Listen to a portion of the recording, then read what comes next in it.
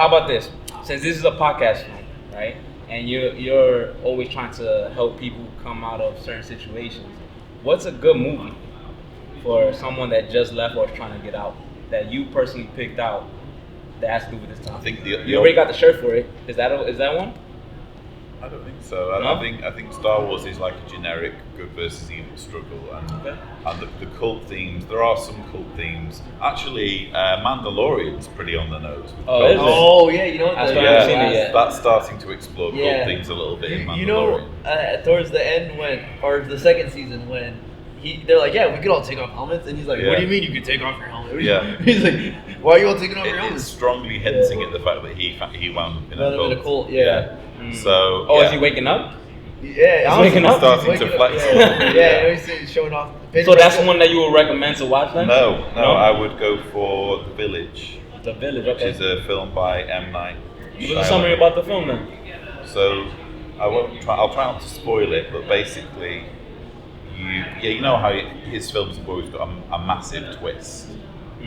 But if you think about the Jehovah's Witnesses in terms of them being a very insular community that builds a fear of what's outside, so that people are so terrified of the bogeyman, if they even go on an apostate website, potentially fireballs could start raining down from heaven, or that some terrible thing could befall them, Is that we're in a room full of apostate things? You're genuinely terrified of what might happen to you if you even glance at an apostate website. And that kind of fear and the manipulation tactics is actually dealt with in this film called The Village. Yeah, I'm gonna check that shit out then. Yeah, it's pretty interesting. Yeah, I remember when I saw it as a little kid, I was like super scared because they have this monster. Those that of looks like whom a we deer. shall not speak. Those of whom we will not speak. Yeah, it's like this big deer monster. Hey, don't ruin it. I want to watch it. I mean, Go ahead. it's not ruined. It's literally on the box for the DVD. It's like these big deer monsters that encapsulate this town, and if people try to leave the town, the deer monsters try to kill them. But don't go any further because Yeah. there's a twist. Yeah. Yeah. A deer monster though? Yeah, no, it's a crazy run that looking shit monster. over. It's a legitimately scary monster. Yeah. I'm gonna check it out for sure. That's gonna be the very next movie I see. What about you? What movie do you think is? What's it called? They Live, or the one with Rudy Piper when he has to beat up his friend for like 6 minutes straight to get him the. What's that? That's They Live. They Live. Yeah. So essentially, this guy is trying to get his friend to see that the world's actually ruled by these like monster-looking things. And in order for him to see that the world's ruled by these monsters, he has to wear these glasses that show him what the real world looks like. But his friend refuses to put on the glasses. And they have this 6-minute fight scene. Okay. Yeah, where it's like the longest fight scene in like cinema history, and it's all about how hard it is to get someone to break their point of view once they've like been solidified in what they believe, And I think that, especially like again, I'm not Jehovah, but it's from everything. I know you're not Jehovah. Alright, so one is Jehovah's Witness. He right? thinks he's Jehovah. Nah, I won't be Jehovah. I'm not a witness. All right, I'm not a Nah, witness. this guy, he has all the things wrong. He'll say like, oh, I'm not Jehovah, or apostates, he'll call them apostles. Like it's apostles. Apostle. Yeah, I'm like, oh, sorry, I am but a. I'm an apostle. Yeah, you've been upgraded to an Thank apostle. No, I think the thing is with that, right, is that there's people are more invested in the community and having like the friends and all the things that like with you, people telling you, oh, you won't see your mother again if you don't do this. And I think it's hard if someone else believes that strongly too. Say like they only ever had their mother in their life, and now she passes away, and now all she has is the church. And even though like you could tell them like, oh dude, look at all these crazy things they're doing. It's like you're beating them over the head with all this information, but if they don't want to put on the glasses, it doesn't matter how hard you hit them. And I think They Lived is very much about like people trying to, how hard it is to change people's point of views once they're cemented in. And sometimes you just gotta like force feed the glasses onto them. And I think that if people watch your videos or are maybe forced to watch it, like look at this, and then I want you to go back to your church. And I'm sure there'll be something that sparks from your mind. You can't force it. Yeah. That's an interesting thing about the glasses. Is like you really can't just force them. Like Yeah. they had to come halfway and they got to pick up the glass and put it on. Yeah. You know? Well, usually the thing is, it took them a while. You know, it's like a 6-minute like beat down before the guy gets so tired. Like, fine, Well, let me see what this is all about. You know. They Live, I think, is a good one because, you know, aside from the fact that you can't force people to look through glasses, it's how do people react when they see the truth, when they see the reality, and that's what They Live is. Like, it's like once he puts on the glasses and he sees, he's no longer living in the dream world. He's awake, and once he got his friend to see with the glasses, he has to wake up. He can't unsee that. But yeah, it's a good movie, and it's a John Carpenter film. Yeah, John Carpenter. Yeah. Same guy who did Halloween. Damn, all right. Y'all picked some good movies. Like mine is obvious. You know, everybody already seen it, so there's not much to talk about. It's The Matrix. Yeah, if you haven't seen The Matrix by now. By now, like spoiler alert, right? It's about to get ruined right now. Yo, Neo's the one. You know? People still don't understand what the movie's about to this year, so don't worry about it. But in a way, it does have similarities to cope with. Sorry, I've got some fans here. It's just ignore it. Nah, they clapping for us. Man.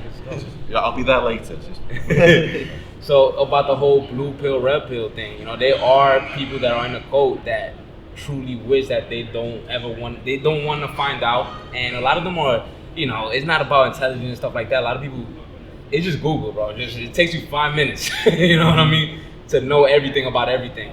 So it's like, are you willing to do that? Some people don't because they already invested too many years, too much time, too much. Their kids, everything. And with cognitive dissonance as well, which is basically what we're talking about.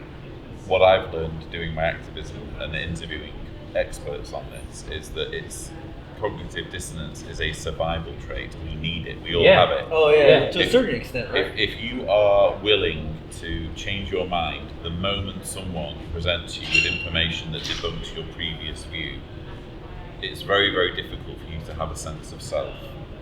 And without a sense of self, what's the point of surviving? I think that traces back. Oh, God. So we need our sense of self, and one thing that we do psychologically and subconsciously to protect our sense of self is to resist any information that changes our beliefs. Our beliefs being who we are. Our beliefs define us. I do think that like everything that all the skills or whatever we have now goes back to evolution, right? And I think, you know, back then there was probably a tribe that climbed up a fucking mountain, and then you had one dickhead like, yo, I don't think this was a good idea. They like just killed that dude. I'm trying to speak on an intellectual level. No, and I am too. Does that not make sense? Like if you have a group of people, that go up a mountain and you got some guy just like, hey, I don't think this was a good idea. Like, bro, like, you know how much hours we spend to climb this fucking mountain? It's gonna work. We're gonna find some fucking food here. Yeah. And I think like that goes back to evolution. I think we carried that all the way to today. And it's like people invest so much into something. You know, you give up maybe a loved one, you give up maybe college, you give up, I don't know what else, you give up, a business, a passion, and then it's like you're 50 years old, you're gonna just decide to go, hey, I don't want to do this anymore, or you're gonna go, you know what, fuck it, I'm gonna ride it till the wheels fall off, you know? Hey, I only got a couple more years left, so let's see, maybe I am, maybe they are right. Yeah, well, you know, it's like, even my time in the Army, they talked to us about cognitive dissonance and how every person in the world has a little bit. Like, for example, we need it. Yeah, we need it. Yeah, it's like imagine you didn't have any cognitive dissonance every time you saw one of those, like, you know, feed the children commercials, right? And you would imagine you don't have cognitive dissonance and you go on Facebook and there's a pro-Trump ad and it's saying something that is shocking, that is against your political views, assuming that you're not a Trump fan. Yeah. I just want to remind everyone that we're in fucking Texas. We're in Texas, I know. But, but you're gonna immediately change. We're in Austin though. Yeah, I think it's a little different in Austin. But that's why you need cognitive dissonance. Otherwise, you're just gonna change. No, absolutely. Or like if you're like in a Panda Express and then, you know, you go and you pay for your meal and then the lady goes like, yeah, you want to round up for Children's Hospital, and it's like, bro, like, why you put this pressure on me? Like, fuck all that. Yeah, none of that. It's just the mental pressure of all the things we know are true in the world. Like, we know right now that people are dying in another country from starvation and all that, but our minds can't dwell on that. Our minds have to move forward with the mission. Yeah? If it was like that, then we would have to get cell phones, because, you know, you got kids, slaves making this shit. Yeah. So it's like, bro, like, do I want this to cost $10,000? Or do I want kids, slaves making this shit? You know what I'm saying? Boom. You gonna give up your cell phone? Cancel. I'm not getting on my. Oh, I'm not you got a getting on my cell Samsung, phone. so I'm pretty sure no kids late. Bro. It's only iPhones.